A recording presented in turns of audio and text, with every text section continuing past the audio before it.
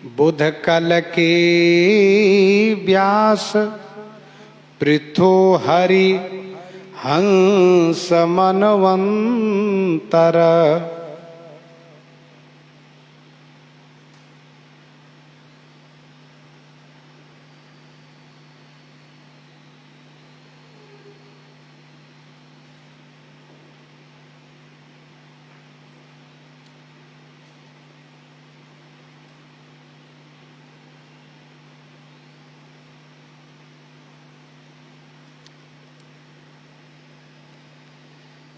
कल की अभी तक हम लोगों ने मीन, वाराह, कमठ, नरहरि, वामन, परशुराम, रघुवीर, कृष्ण, बुद्ध की कथा श्रवण किए।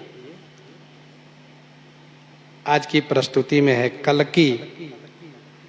कल्कि के बारे में ऐसा वर्णन है कि कलयुग का जब अंतिम समय आवेगा, अभी तो प्रथम चरण ही चल रहा है, कलयुगे प्रथमे चरणे,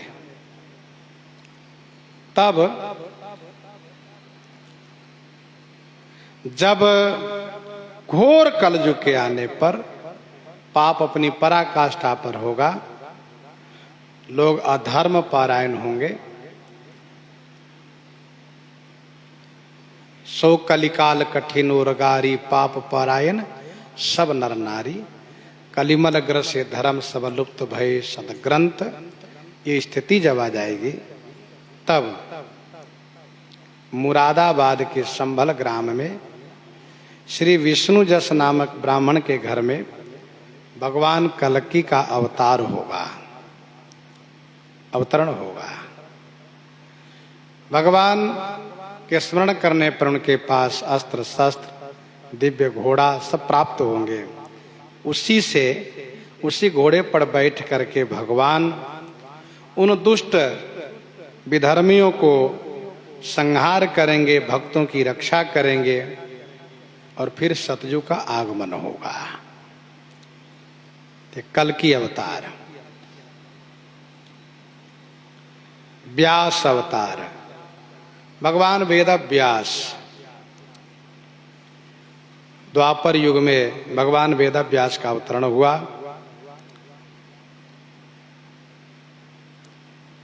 चेदी देश के राजा बसु, चेदी देश के राजा बसु, जिन पर देवराज इंद्र प्रसन्न होकर के उनको विमान प्रदान किए, विमान पर आरूढ़ होकर के बसु जब ऊपर विचरने लगे तो उनका नाम हो गया ऊपरीचर बसु।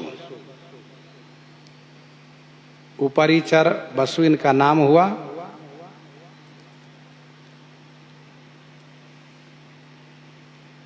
बड़े ही धर्मात्मा थे, बड़े अच्छे राजा थे। एक बार इन्होंने शिकार के लिए वन की ओर प्रस्थान करना चाहा। उसी बीच इनकी रानी, जो ऋतु स्नाता अर्थात अशुद्धि मासिक के बाद उन्होंने स्नान किया था, मासिक धर्म के बाद स्नान किया था, उसको ऋतु स्नाता कहते हैं। उन्होंने पुत्र के लिए कामना प्रकट किया रानी ने।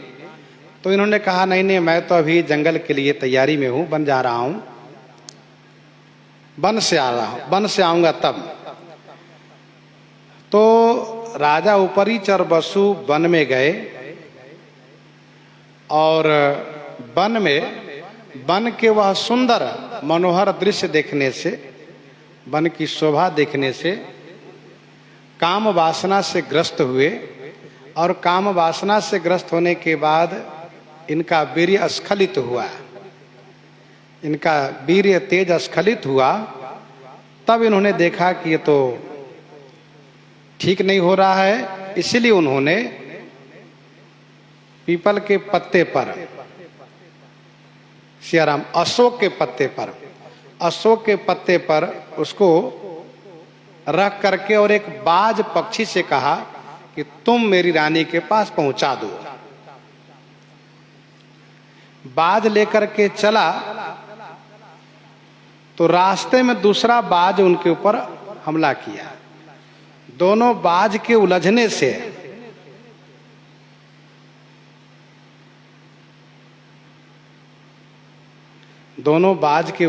से वह वीर्य नदी में गिर गया।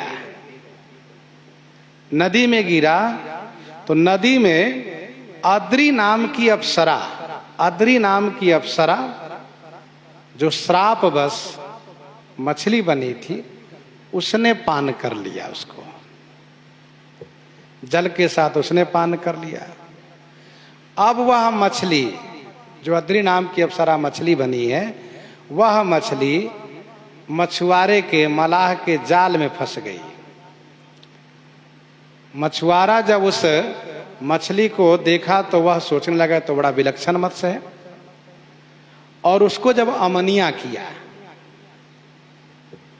उसको जब पेट चीरा, उसमें 2 बच्चे दिखे। एक है बालक, एक है बालिका। मछुआरा बड़ा खुश हुआ देख करके कि एक बेटी एक बेटा। चूंकि मछुआरा इस बात से परिचित है कि हमारे महाराज बड़े धर्मात्मा है, और यह जो नदी की संपत्ति है इस पर हमारे महाराज का अधिकार है, इसीलिए उन्होंने जाकर के महाराज को, उपरीचर वसु को समर्पित किया कि महाराज इस तरह से मुझे ये एक बालक और एक बालिका की प्राप्ति हुई है मत्स्य के पेट से, मछली के पेट से। तो राजा उपरीचर वसु ने बालक को तो स्वीकार कर लिया। बाद में चल करके वही बहुत बड़े धर्मात्मा मत्स्यराज के नाम से विख्यात हुए। उनका नाम हुआ मत्स्यराज। और कन्या को उन्होंने स्वीकार नहीं किया, तो उस कन्या को दासराज को दे दिया गया, दासराज को दिया गया। कन्या के शरीर से मछली की गंध आती थी, मछली की गंध आती थी, और वह अपनी बात में सत्य थी, इसलिए उनका नाम सत्यवती रखा गया। सत्यवती नाम कन्या हुई वो। चूंकि दासराज एक मछुआरा है, मलाह है, उनके बेटी बन करके नौका चलाती है। एक दिन की बात है, श्री पराशर जी महाराज तीर्थ यात्रा करते हुए जब वहां पहुंचे हैं, तो सत्यवती को देखने के बाद उन्होंने उस मुहूर्त को देखा कि इस मुहूर्त में भगवान के अवतरण का समय हो चुका है, भगवान आना चाहते हैं, भगवान मेरे ही पुत्र के रूप में आना चाहते हैं। इसीलिए श्री पराशर जी ने उस कन्या से समागम के लिए कहा, उस सत्यवती नामक कन्या से समागम के लिए कहा। तब उस कन्या ने कहा कि महाराज, पहली बात तो मैं कन्या हूं, दूसरी बात दिन का समय है, दोनों तट से लोग देख रहे हैं। श्री पराशर जी उसी नौका पर नदी पार करने लगे, उसी समय की बात है, नदी में थे तब की बात है। इस प्रकार से उन्होंने कहा, ये एक अपनी समस्या रखी कि मैं कन्या हूं, दूसरी बात यह है कि मैं अभी छोटी हूं, मैं बच्ची हूं, और तीसरी बात यह है कि दोनों तट से लोग देख रहे हैं। श्री पराशर जी ने उनसे कहा कि देखो, इस समय भगवान का अवतरण होना है और भगवान आना चाहते हैं, तुम्हें माँ होने का गौरव प्रदान करना चाहते हैं, तो कन्या ने कहा वो ठीक है, लेकिन मेरा विवाह भी नहीं हुआ है, मैं भी कन्या हूं, छोटी हूं। तो श्री पराशर जी ने सबका समाधान तुरंत किया। पराशर जी ने कहा तुम छोटी हो इसलिए मेरे आशीर्वाद से तुम बड़ी हो जाओगी, उनको बड़ी बनाया। दूसरी बात कहा कि तुम्हारा कन्या तो बना रहेगा, तुम कन्या ही बनी रहोगी, अभी इसी क्षण मेरा समागम होगा, तुम्हें पुत्र की प्राप्ति होगी और तुम कन्या ही बनी रहोगी। और तीसरी बात जो इन्होंने कहा था कि दोनों तट से लोग देख रहे हैं, तो उन्होंने कुहरा का सृजन किया। कुहरा जो शीतकाल में कुहरा छा जाता है, श्री पराशर जी ने सृजन किया। और श्री पराशर जी और सत्यवती के समागम से भगवान वेदव्यास का अवतरण उसी धारा में टापू पर हुआ है। फिर इसके बाद भगवान वेदव्यास ने ये कहा कि माँ मैं जा रहा हूं, जब तुम याद करोगी मैं आ जाऊंगा। भगवान वेदव्यास वहां से प्रस्थान किए। फिर पूर्व जैसा वातावरण सब हो गया, सत्यवती जी कन्या ही बनी रह गई, श्री पराशर जी उस पार हो गए। तो ऐसी मान्यता है कि आषाढ़ पूर्णिमा को ही भगवान वेदव्यास का अवतरण हुआ है।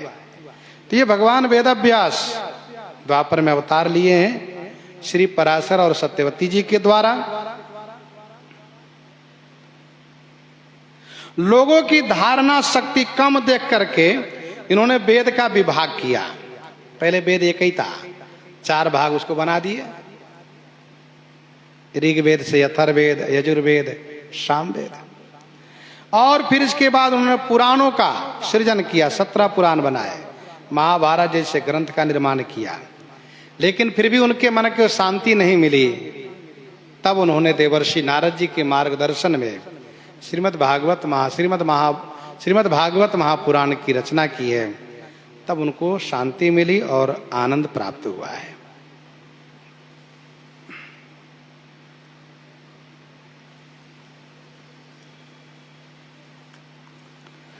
तो यह है भगवान वेदव्यास।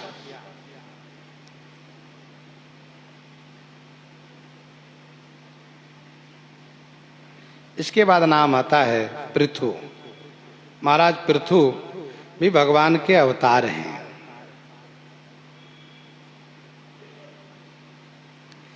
वेद का उन्होंने विस्तार किया, इसलिए उनका नाम हुआ वेदव्यास।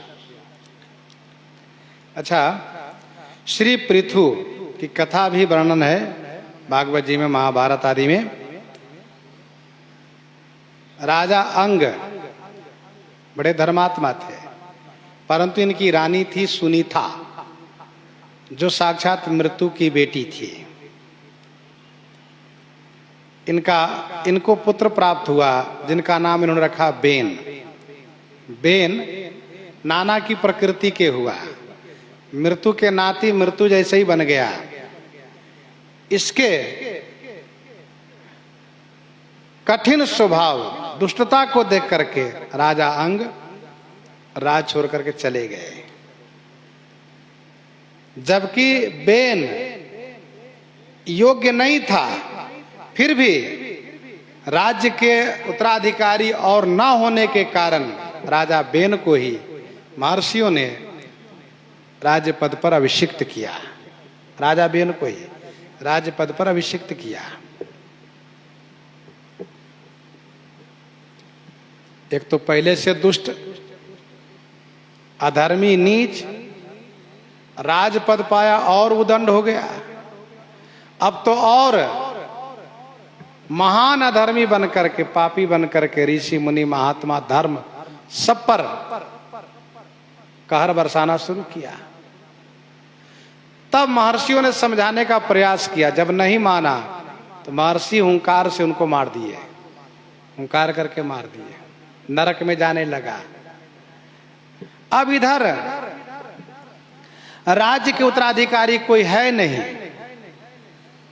महर्षियों ने राज्य के उत्तराधिकारी के लिए उन्होंने इनके शरीर को मंथन करने का निश्चय किया। पहले इनके पांव को मंथन किया, जंघे को मंथन किया, तो उससे एक नाटा, बौना, नाटा, काला पुरुष का सृजन हुआ। महर्षियों ने कहा निषिद्ध, बैठो, वही निषाद हुआ। फिर इसके बाद महर्षियों ने उनकी भुजा का मंथन किया, बेन की भुजा को। तब भगवान स्वयं अवतार लिए पृथु के रूप में और श्री लक्ष्मी जी अर्ची के रूप में। इन दोनों का अवतरण हुआ, पृथु का अवतार हुआ। महर्षियों ने इनको राज्याभिषेक किया। श्री पृथु जी ने कहा मुझे क्या करना चाहिए। तब बंदीजन, भाट, इन लोगों ने बखान किया कि क्या क्या करना है आपको। और उसी बंदीजन के गुणगायन पर पृथु ने राज्य संचालन शुरू किया। बेन के अत्याचार से पृथ्वी ने सारी संपदा को छुपा लिया था। इस बात से क्षुब्ध होकर के भगवान पृथु धनुष उठाए, पृथ्वी गौ रूप में आई और कहा कि आप मुझे दोहन कीजिए, आपको सारी संपदा प्राप्त होगी। पृथु ने गौ का दोहन किया और फिर इसके बाद धन धान्य से भूमि को, राज्य को संपन्न कर दिया।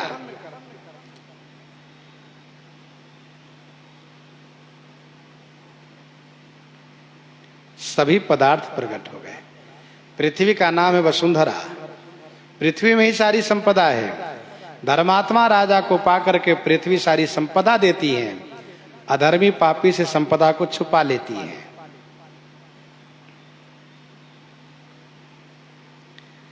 महाराज पृथु ने 100 अश्वमेध यज्ञ का संकल्प लिया।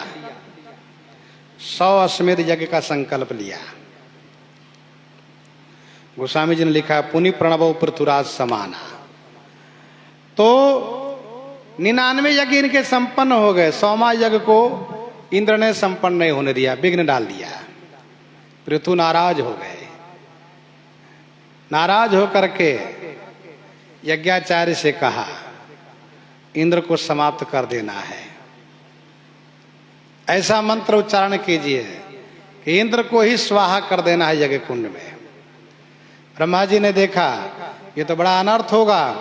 ब्रह्मा जी आए, इंद्र में और पृथ्वी में समझौता करा दिए, मेल मिलाप करा दिए। भगवान प्रकट हुए यज्ञ स्थल पर। इंद्र बड़ा लज्जित है, संकुचित है, क्योंकि मैंने गलत किया। चरण में झुकना चाहते हैं, पृथ्वी ने उनको हृदय से लगाया। भगवान इन पर बड़ी बड़ी प्रसन्नता प्रकट की है, बहुत खुश हुए। भगवान ने कहा कि आप तो निष्काम है, क्या चाहिए, किस लिए यज्ञ कर रहे हैं बताइए। तब पृथु ने कहा प्रभु मुझे और कुछ नहीं चाहिए, मैं चाहता हूं आपका जस गायन जहां हो वहां मुझे इन्हीं 2 कानों से 1000 कान का सामर्थ्य प्राप्त हो, जैसे कि आपकी कीर्ति को, आपके जस को, आपके गुण कीर्तन को, कथा अमृत को पान कर सकूं। इसलिए गोस्वामी जी ने कहा कि पुनि प्रणव पृथुराज समाना, परग सुने सहस 10 काना। 10,000 कान का मांग किया था।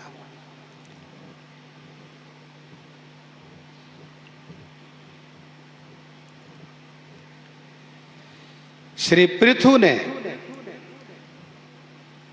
पिता को सदगति दे करके पुत्र नाम का चरितार्थ किया। ये भी कथा वर्णित है। इसके बाद नाम आता है श्री हरि का। हरि का अवतार गजेंद्र की रक्षा हेतु हुआ। त्रिकुटाचल पर्वत पर एक सुंदर सरोवर है। उसी सरोवर में गजराज अपनी पत्नी बच्चों के साथ स्नान किया, जलपान किया, जल विहार शुरू किया। ग्राह ने उनका पांव पकड़ लिया। गज और गड़ाह की लड़ाई बड़ी लंबी हुई। गजराज के बच्चे लोग, सहयोगी लोग, मित्र लोग, पत्नी किसी ने भी अंत तक साथ नहीं दिया। कुछ दिन साथ में रहे, फिर साथ छोड़ के सब चले गए। गजराज अकेले जूझते रहे ग्राह से। अंत में ऐसा लगा ग्राह गजराज को कि हम बच नहीं पाएंगे। तब उन्होंने स्तुति किया, जिनमें किसी विशेष देवता, किसी देवता प्रधान का नाम नहीं है। गजेंद्र मोक्ष स्तुति, उसने स्तुति की है। भगवान आए, भगवान को लगा कि गरुड़ की गति कमजोर पड़ रही है, गरुड़ से कूद पड़े। भगवान को देखते ही गजराज ने एक कमल फूल को अर्पित किया। भगवान ने खींच करके ग्राह को बाहर किया, उनको समाप्त किया, गजराज को उद्धार किया। ये श्री हरि अवतार हैं।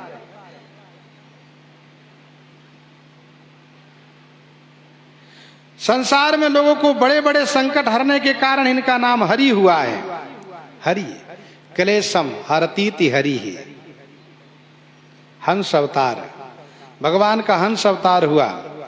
एक बार की बात है, ब्रह्मा जी से श्री सनकादिकों ने प्रश्न किया। श्री ब्रह्मा जी से सनकादिकों ने प्रश्न किया कि गुण में मन रमा है तथा मन में गुण स्थित है, इन्हें कैसे अलग किया जाए। गुणों में मन रमा है, मन में गुण स्थित है। सतरजतम में, सतरजतम ही गुण है। गुणों में मन रमा है, मन में गुण स्थित है, कैसे अलग किया जाए। ब्रह्मा जी निरुत्तर हो गए। ब्रह्मा जी ने भगवान को स्मरण किया। भगवान हंस के रूप में प्रकट हुए और हंस के रूप में आए तो सनकादिकों ने पूछा आप कौन। तो भगवान हंस रूप में आए, इसलिए भगवान ने पहले उनके प्रश्न को गलत ठहराया और फिर सनकादिकों के प्रश्न को समुचित उत्तर दिए। इसलिए यह हंस भगवान का अवतरण हुआ है, सनकादिक के गूढ़ प्रश्न को उत्तर देने के लिए। मनवंतर, मनवंतर ये भगवान का मनवंतर अवतरण है। 14 मनु के रूप में भगवान अवतार लेते हैं। स्वयंभू मनु आदि हैं, इसके बाद और 13 मनु हैं।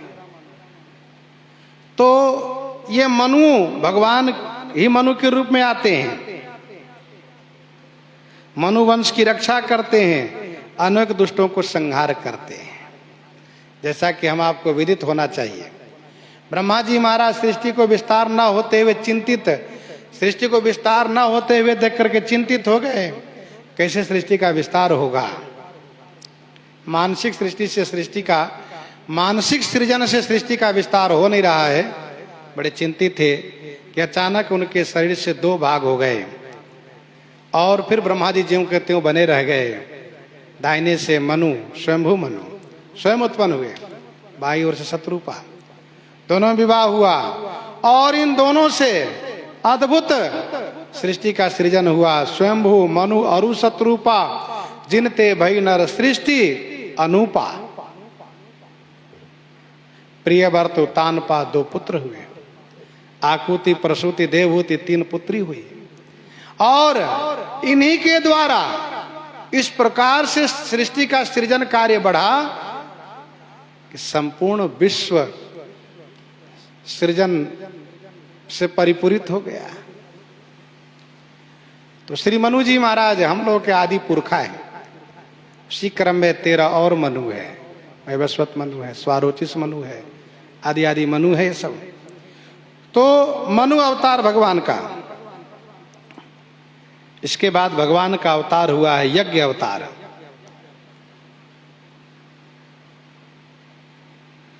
रुचि नामक प्रजापति, रुचि नामक प्रजापति से जो मनु जी की बेटी आकुति का विवाह हुआ, इन दोनों ने पुत्र प्राप्ति हेतु यज्ञ किए, भगवान दर्शन दिए। भगवान दर्शन दिए, पूछा क्या चाहिए। यज्ञाचार्य ने, महापुरुषों ने कहा कि इनको पुत्र चाहिए। पुत्र के लिए यज्ञ किया है। भगवान पुत्र के रूप में अवतार लिए। यज्ञ भगवान। तो ये रुचि प्रजापति और आकुति के पुत्र हैं यज्ञ भगवान। याम आदि इन्हीं के पुत्र हैं जिन्होंने धर्म की रक्षा की है। ऋषभदेव, ऋषभदेव भगवान का अवतार है। राजा नाभि की पत्नी मेरु देवी के गर्भ से ऋषभदेव भगवान प्रकट हुए। राजा नाभि ने पुत्र प्राप्ति हेतु यज्ञ किया। यज्ञ के फलस्वरूप मेरु देवी के गर्भ से भगवान ऋषभदेव का प्राकट्य हुआ। परमहंसों का जो मार्ग है, सभी वर्णाश्रम से वंदनीय है, उस परमहंस मार्ग को श्री ऋषभदेव ने दर्शाया है, दिखाया है। श्री ऋषभदेव भगवान के 100 पुत्र हुए। श्री ऋषभदेव ने इंद्र की बेटी जयंती से विवाह किया। जयंती से इनका विवाह हुआ ऋषभदेव का, और इनके 100 पुत्र हुए, जिनमें बड़े पुत्र हैं श्री भरत। श्री भरत जो इस भारत के सम्राट हुए, देश के सम्राट हुए, राजा बनाए गए, और 9 पुत्र योगेश्वर बन गए। 9 योगेश्वर, बाकी तपस्या में लग गए, बाकी को तपस्या में लगाया। और स्वयं ऋषभदेव भगवान परमहंस की वृत्ति अपना करके और बिल्कुल उन्मत्त होकर के, दिगंबर होकर के, और जंगल में रहने लगे। ये ऋषभदेव भगवान। तो यज्ञ ऋषभ है ग्रीव, ध्रुव वरदयन धनवंतर। आज यहीं तक भगवान के अवतारों की चर्चा में। और जेठ शुक्ल पक्ष